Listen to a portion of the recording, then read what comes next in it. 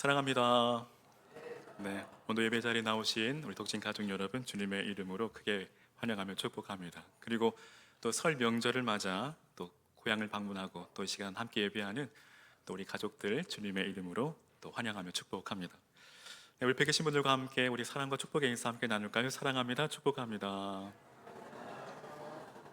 네, 이제 내일 모레면 설 명절인데요. 우리 함께 옆에 계신 분 바라보며 또 새해 덕담 함께 나눌까요? 새해 복 많이 받으십시오. 늘 강건하십시오.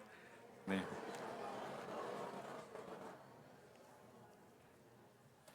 여러분 새해 복 많이 받으시기 바랍니다. 네, 아멘 하실 분들에게 꼭 이루어질 줄로 믿습니다. 네, 아멘에도 타이밍이 있다는 거. 네. 여러분 우리가 신앙생활을 하다 보면 한 번쯤 아니 어쩜 수시로 우리에게 위기가 찾아오곤 합니다. 그 위기란 무엇일까요? 바로 기브업, 포기하는 것이죠. 근데 이 신앙의 이 위기는 언제든지 그리고 언제라도 우리에게 찾아오기 마련입니다. 근데 이 위기는 이 환경적인 요소, 또 상황적인 요소, 또 여러 다양한 문제일 수도 있겠지만 그 중에서도 무엇보다 타성에 젖을 때, 또 매너리즘에 빠질 때가 아닐까 생각합니다. 그러니까 마치 다람쥐가 쳇바퀴를 돌듯 또 빙빙 돌아가는 이 회전목마처럼 말입니다. 그러니까 우리가 신앙생활을 하는 중 이 타성에 젖고 또 매너리즘에 빠질 때에 여러분 우리 안에 구원의 감격과 기쁨은 사라지고 맙니다. 그 삶의 감사와 또 기쁨이 사라집니다. 마치 사막처럼 광야처럼 몸이 건조해지기 마련이죠. 그러니까 오늘날 이 살아간 성도들의 모습을 바라보면 마치 시들어가는 들꽃과 같습니다. 생기가 없습니다. 기쁨이 없습니다. 또한 오늘날 한국 교회도 마찬가지죠. 마치 맛을 잃은 소금처럼 아무런 영향력이 없고 또 생명력이 없습니다. 그렇다면 여러분 우리가 어떻게 하면 이 신앙의 위기에서 벗어날 수 있을까요? 그런데 이것은 우리 신앙의 위기뿐 아니라 어쩜 우리 직장 생활도 마찬가지겠죠. 결혼 생활도 가정 생활도 또 목회도 마찬가지입니다. 즉 우리가 타성에 젖을 때, 이 매너리즘에 빠질 때에 우리는 심각한 위기를 초래하게 된다라는 것이죠. 그렇다면 어떻게 하면 이 위기에서 우리가 극복할 수 있을까요? 벗어날 수 있을까요? 오늘 본문에서 그 해답을 함께 찾아보기 원합니다. 그러니까 오늘 본문은 이 교회 탄생의 결정적 그리고 직접적인 이 원인과 또 그렇게 탄생한 교회가 예루살렘과 온 유대와 사마리아와 땅끝까지 폭발적으로 확장되어 가게 된 그 원동력인 바로 이 오순절 성령 강림 사건에 대하여 증거하고 있습니다.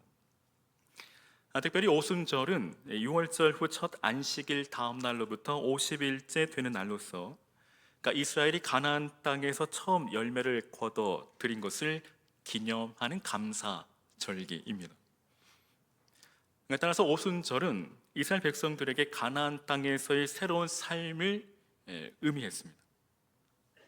그러한 점에서 이 오순절, 이 성령께서 강림하신 것은 매우 상징적인 의미가 있다라는 것입니다. 즉 오순절 성령 강림 사건은 이 성도들이 예수 그리스도 안에서 성령을 통해 이제 새로운 삶을 시작하게 된 그 결정적인 계기가 된다라는 것입니다. 사실 그리스도 예수 안에 있는 성도들은 성령으로 말미암아 애굽의 종, 애굽의 노예살이로 예표되는 그 죄 아래 있는 옛 사람이 죽고 새 사람으로 또 성령으로 거듭나 예수 그리스도 안에서 영적인 자유와 그 풍성함을 누리게 되는 것입니다. 한편 이러한 이 성령 강림 사건을 소개하고 있는 이 본문을 보면 이 성령은 하늘로부터 급하고 강한 바람 같은 소리가 나고 불의 혀같이 갈라지는 신비한 현상을 동반하며 또 모여있던 12사도를 비롯한 이 120문도에게 임합니다. 네, 이는 마치 이 구약의 이스라엘 백성들이 이제 언약 백성으로서 율법을 받을 당시 그러니까 하나님께서 큰 권능과 위엄을 갖추고 신의 산에 강림하신 사건을 연상케 하는 장면이라 할 수 있습니다. 근데 이 오순절 성령 강림은 이 구약에도 이미 예언된 것이고 또 예수님께서도 또 여러 차례 또 약속하신 것입니다. 근데 이 오순절 강림, 이 성령 강림 사건은 다음과 같은 몇 가지 중요한 의미를 우리에게 줍니다. 첫째, 이 오순절 성령 강림 그리고 이 각 성도에게 임하신 이 성령의 내주는 신약에 이르러 예수 그리스도의 구속의 사역의 성취로, 태초 아담의 범죄로 인한 하나님과 우리 사이의 그 단절된 원인이 제거된 그 결과인 동시에, 또 이는 장차 하나님의 나라가 완전히 도래할 때 또 삼위 하나님과의 그 온전한 연합, 온전한 교제가 이루어질 것을 예표합니다. 둘째, 이 성령 강림 사건은 하나님의 새 언약 공동체이자 그리스도의 몸인 이 신약 교회의 그 생명력 있는 그 태동을 알리고 마침내 교회가 탄생을 알리는 참으로 기쁨의 또 환희의 순간입니다. 이 셋째, 이 성령 강림 사건은 이제 구속사를 이끌어 가시는 그 주체가 이제는 성령 하나님으로 새롭게 바뀌는 그 바통 터치가 이루어지는 사건이라 할 수 있습니다. 그럼 이제 그 생명의 현장으로 함께 우리가 한번 살펴보기 원하는데요. 먼저 1절에 이 오순절 오순절 날 이 성도들이 다 같이 한 곳에 모여 있었다라고 성경은 기록하고 있습니다. 그러니까 여기 오순절은 앞서 말씀드린 것처럼 처음 익은 곡식을 하나님께 드리는 감사절기입니다. 이는 칠칠절 또는 맥주절이라고도 불리기도 합니다. 근데 이 오순절은 6월절 후 50일째 되는 날을 기념하여 지킨 데서 그 명칭이 유래되었는데, 이날에 120문도들은 한 곳에 모여 있습니다. 근데 이들이 이처럼 한 곳에 모여 있었던 것은 그들이 오순절을 맞아 그 절기를 지키기 위함이 아니라, 그들이 성전에 함께 모여 있었던 것은 예수님께서 승천하시기 전 그 주신 말씀, 그 명령을 지키기 위함입니다. 사도행전 1장 4절에 예루살렘을 떠나지 않고 내게 들은 바 아버지의 약속하신 것을 기다리라. 사실 여러분, 믿음은 기다림입니다. 그러니까 믿음이 있으면 기다릴 수 있습니다. 인내할 수 있습니다. 그리고 믿음의 사람들은 어떤 상황에도 결코 포기하지 않습니다. 믿음의 사람은 언제나 기대하며 기도하며 기다리는 삶을 살아가는 것이죠. 이것이 바로 성도의 마땅한 믿음의 삶입니다. 이에 사도들과 이 120문도들은 성령을 받기 위해 이제 한 곳에 한 자리에 모여 기도하기 시작합니다. 여러분, 이렇게 주의 말씀을 듣고 믿음으로 순종하여 모여있던 성도들에게 하나님께서 성령을 충만하게 부어주셨음을 우리는 기억해야 합니다. 이처럼 여러분, 성도가 성령의 충만함을 받으려면 주의 말씀에 온전히 순종해야 한다는 것입니다. 그러니까 그의 말씀에 순종하지 않고서는 우리가 성령을 받을 수 없다는 것이죠. 오직 주님의 그 말씀에 순종하는 사람만이 성령을 선물로 받게 됩니다. 바라기는 저와 여러분, 우리가 늘 하나님의 그 말씀에 귀 기울이고 그 말씀을 따라 믿음으로 행하며 순종함으로 여러분, 하나님께서 예비하신 이 성령을 선물로 받으시기를 주의 이름으로 간절히 축원합니다. 하나님은 언제나 우리에게 이 성령을 주시기 위해 늘 준비하고 계시고 기다리고 계십니다. 그리고 사모하는 자에게, 간구하는 자에게 성령을 선물로 주십니다. 사랑하는 여러분, 우리가 날마다 성령의 충만함을 사모하고 늘 간구하며 기도하시는 중 우리가 성령의 충만함을 받는 복된 성도의 삶 되시기를 주의 이름으로 간절히 축원합니다. 사랑하는 여러분, 성령이 임하실 때 성도는 권능을 받습니다. 성령이 임하실 때 성도는 능력을 얻습니다. 성령이 임하실 때 비로소 우리 영혼이 새 힘을 얻고 새 생명을 얻게 됩니다. 고로 바라기는 저와 여러분, 우리가 성령을 사모하며 또 그 말씀을 순종함으로 우리가 성령 충만함을 받아 이 땅에서 활기 있고 생기 있는 생명력 있는 성도의 삶을 살아가실 수 있기를 주의 이름으로 간절히 축원합니다. 사랑하는 여러분, 하나님의 약속은 신실하고 또 그 약속은 반드시 이루어집니다. 여러분, 1절을 보면 오순절은 6월절 기간 첫 안식일 다음 날로부터 7주 후 지키는 절기입니다. 즉 6월절 첫 안식일 다음 날로부터 50일째 되는 날입니다. 근데 여러분, 주님은 6월절 기간 중에 부활하셨고 그 40일이 지난 후 제자들을 가르치신 다음 승천하셨으니 성도들이 성령의 세례를 받기까지의 기간은 승천하신 이후 10일 정도의 시간이 지나 다음입니다. 그야말로 예수님의 말씀처럼 몇 날 못 되어 성령의 세례를 받으리라는 그 주님의 약속이 그대로 이루어진 것입니다. 여러분, 이 사실이 오늘 우리에게 보여주는 것은 무엇일까요? 그것은 바로 주님이 우리에게 주신 그 약속은 무엇이든지 반드시 이루어지고 성취된다라는 사실입니다. 주님의 약속은 신실하신 그분의 인격을 담은 약속입니다. 또 주님의 약속은 그 누구도 회방하거나 그 누구도 깨트릴 수 없는 하나님의 절대적인 권위로 주어진 약속입니다. 고로 천지가 변하고 또 세상이 흔들려도 하나님의 약속만큼은 반드시 이루어진다라는 것입니다. 여러분 믿으십니까? 믿으시기를 바랍니다. 그렇다면 오늘 주님께서 우리에게 주신 약속은 무엇일까요? 무엇보다 주님을 믿는 자는 오늘 예수님께서 죽으시고 부활하신 것처럼 우리 역시도 죽음을 이기고 부활한다라는 것입니다. 또한 예수 그리스도를 믿음으로 말미암아 영생을 얻게 된다라는 약속입니다. 또 우리가 거할 천국에 영원한 거처를 처소를 예비해 두셨다라는 약속입니다.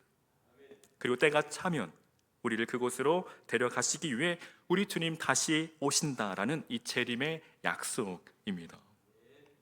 사랑하는 여러분, 주님의 약속이 지금도 이루어져 가고 있음을 믿으시기를 바랍니다. 여러분, 우리가 이 사실에 대해 흔들리지 않는 확신을 가지시기를 바랍니다. 여러분, 예수를 믿는다는 것은 다름이 아니라 바로 하나님의 그 약속의 말씀을 믿는다라는 것이죠.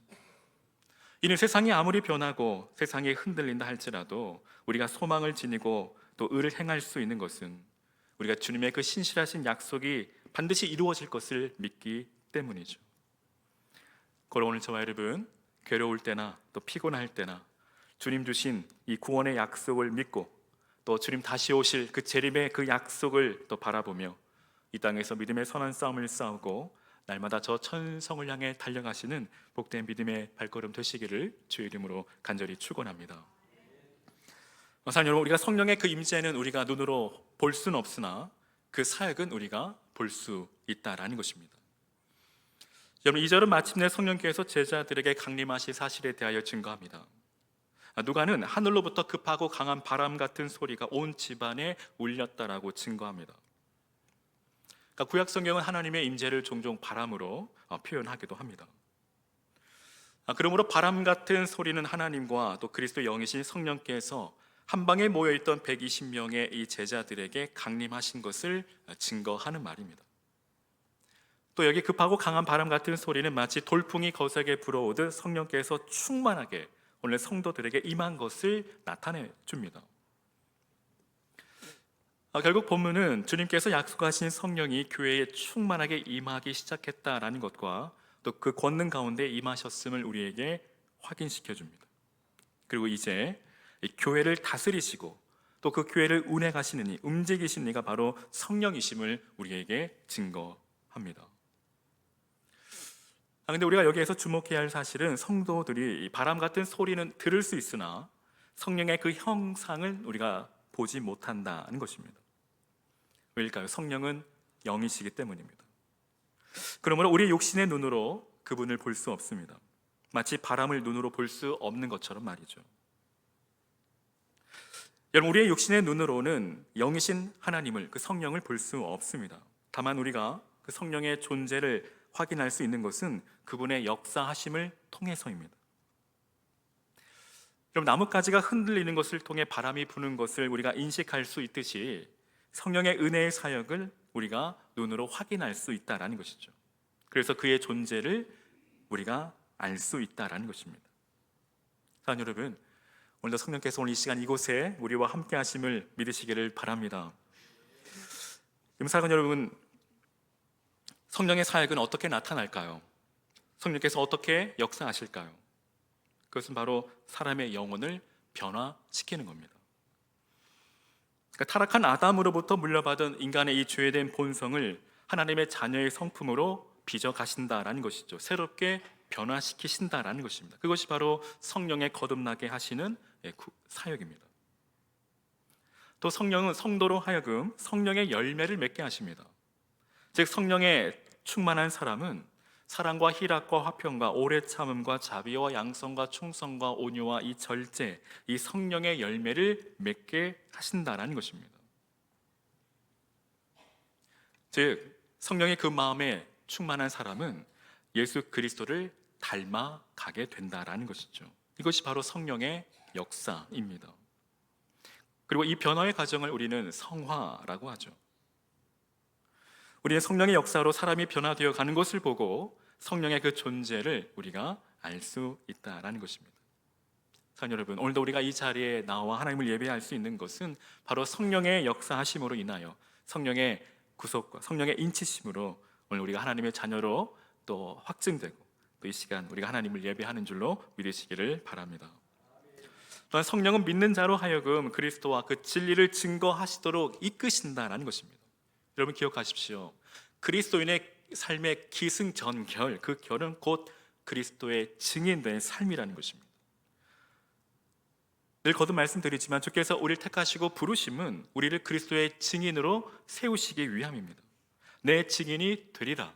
이것이 바로 주님의 부르심이고 주님의 보내심이라는 것이죠. 여러분, 오순절날 이 성령을 받은 이 사도들이 또 이 성도들이 담대하게 그리스도의 그 복음을 전하는 증인으로 변화된 것은 곧 성령의 충만함을 받은 성령의 역사입니다. 이처럼 성령을 그 마음에 모신 자, 성령이 충만한 성도는 늘 자기 자신을 자랑하기보다는, 자기 이름을 높이기보다는, 자기를 내세우기보다는 오직 성령의 충만함을 받은 사람은 그리스도를 높이고 그의 이름을 자랑하고 복음을 전하기에 힘쓰게 된다라는 것입니다. 그 밖에도 성령의 역사하심은 다양하게 나타나죠. 그래야 우리가 성령을 눈으로 볼 수는 없을지라도 그분의 존재와 또 그분의 임재를 우리가 경험하게 되는 것입니다. 바라기는 오늘 저와 여러분의 그 삶에도 여러분 성령의 그 사역이 날마다 생생하게 또 경험되어 주시기를 주의 이름으로 간절히 축원합니다. 우리 삶을 날마다 성령으로 새롭게 하시고 또 우리 삶에 성령의 열매를 맺게 하시며 또 그리스도를 닮아가는 자, 또 그리스도의 증인된 삶으로 우리를 이끄시는 그 성령의 그 역사가 오늘 저와 여러분의 삶에 또 우리 교회 가운데 나타나기를 경험되어 주시기를 주의 이름으로 간절히 축원합니다. 여러분, 어떻게 성령의 충만함을 받을 수 있을까요? 바로 그리스도를 주로 고백하는 자, 그리스도를 구주로 믿는 자, 오늘 그는 성령을 충만하게 받게 됩니다. 2절을 다시 보면 누가는 급하고 강한 바람 같은 소리가 저희 앉은 온 집에 가득했다라고 증거합니다. 그러니까 이 말은 성령께서 성도들 가운데 충만하게 임하셨음을 보여줍니다. 근데 여러분, 이 구약 시대 때에는 이 성령이 왕이나 또 예언자 혹은 이 사사와 같이 특별한 특정의 소수의 사람에게만 임하고 역사하셨습니다. 그러나 그리스도께서 십자가에서 인류의 죄를 대속하시고 부활하신 이후인 이 오순절 날에는 이 성령께서 그리스도를 구주로 믿는 모든 자에게 충만하게 임하신 것입니다.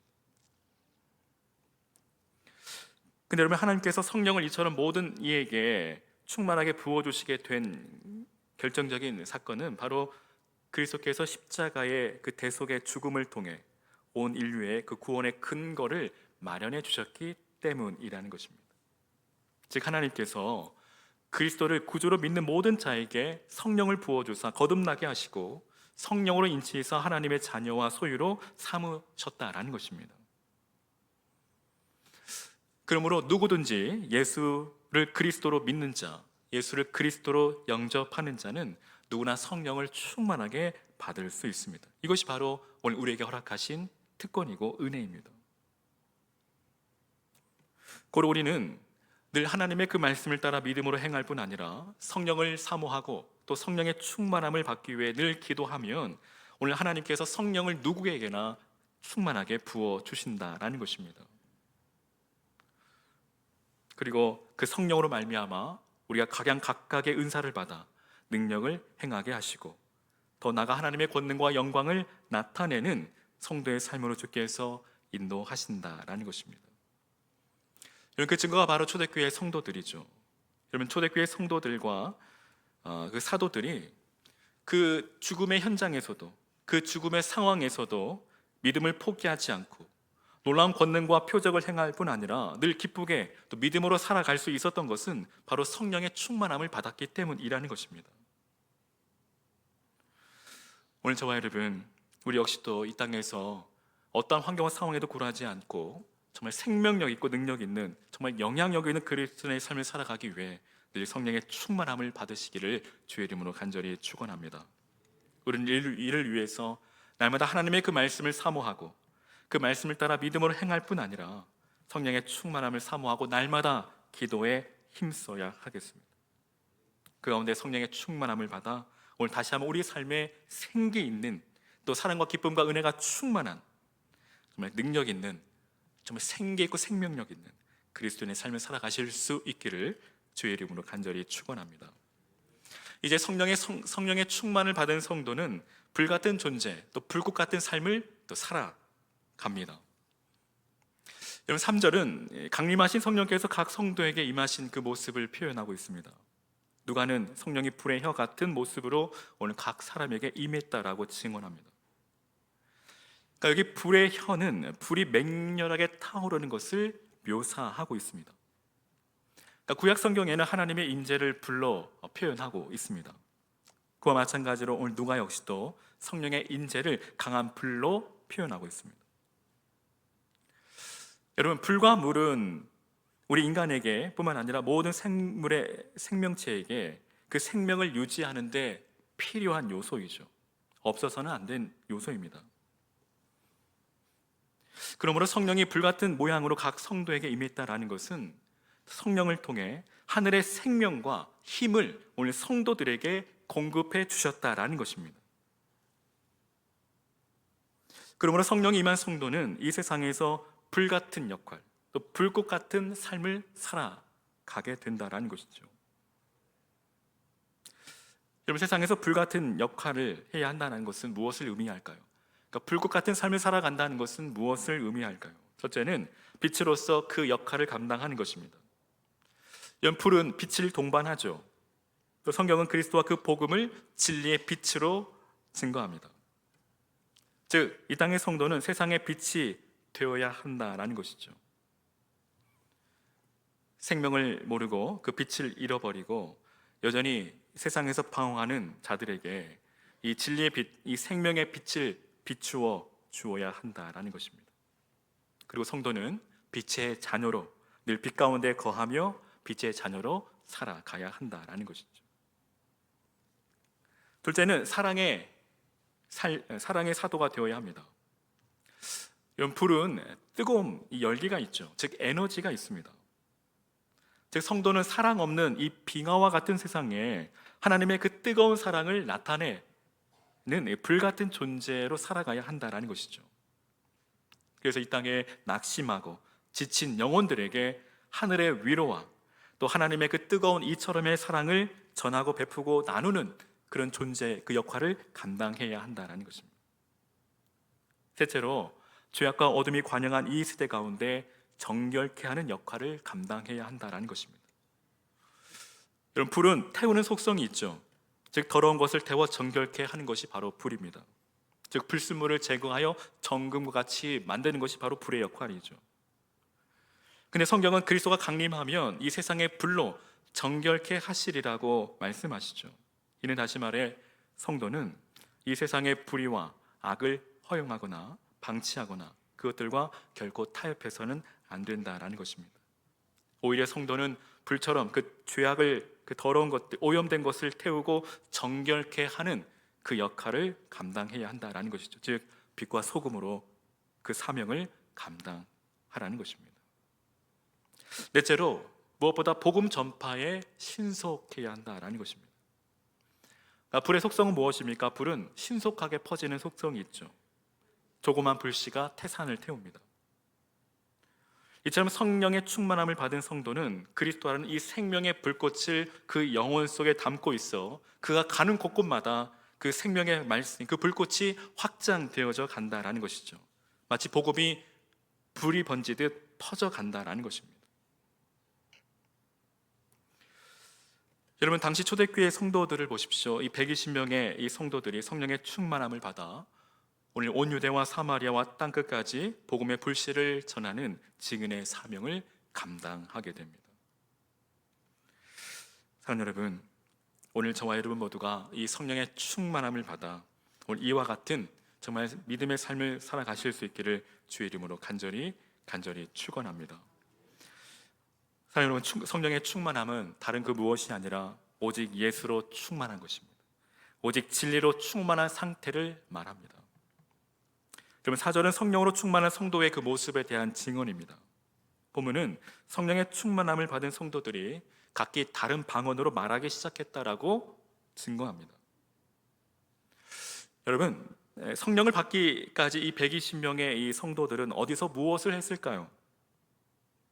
물론 마가의 다락방에 그들은 모여 기도에 힘썼습니다. 그들은 주님께서 기다리라 명하신 그 말씀을 따라 성령을 받기 위해 함께 기도했습니다. 그러나 한편 그리스도를 죽인 그 유대 지도자들이 그들마저 색출하여 없애려고 했기에 그들은 무섭고 두려움에 떨어 밖으로 나가지 못한 채 운둔해 있었습니다. 근데 여러분, 지금 그러한 성도들이 성령의 충만함을 받은 후 어떻게 변했을까요? 그들은 이제 군중을 향하여, 세상을 향하여 담대하게 나아갑니다.